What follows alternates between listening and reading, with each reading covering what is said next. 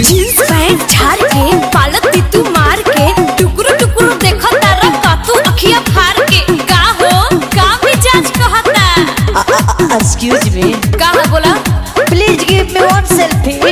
ढेर अंग्रेजी बोलबा? हम अंग्रेजी बोलत दी पिटाइबा का? ए चाचा तर कोई लगे मार के गोतिया।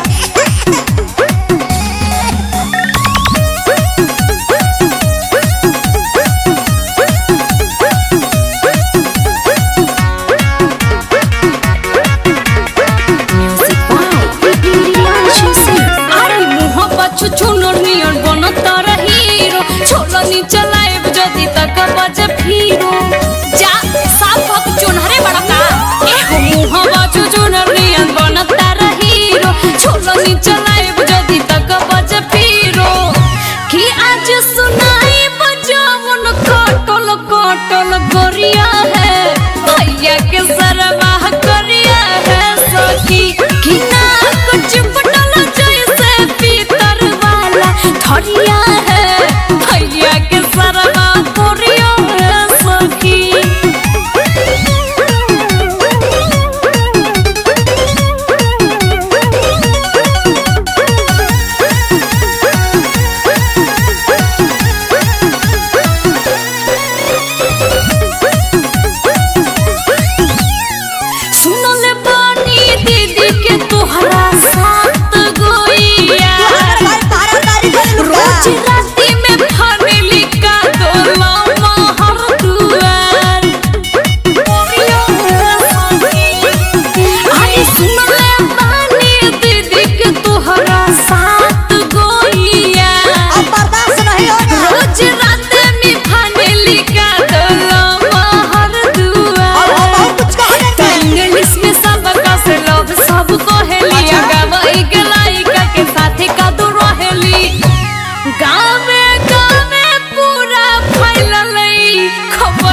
भैया के सरवा कोरिया है सखी कि ना चिपटल जैसे पीतर वाला धरिया है भैया के सरवा कोरिया है सखी। चल हटा ई का करता एगो फोटो खींचत तनी जा साथ लो परे हड़ा का।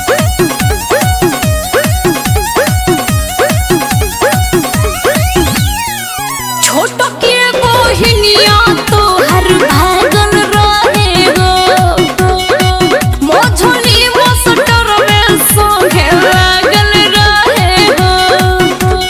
तू ही डर जा दरू बोल बुढ़े। छोट के बोहिनिया तो हर भागल रहे हो देखो बर्दाश्त ना हो मोझली मस्टर में संगे लागल रहे हो।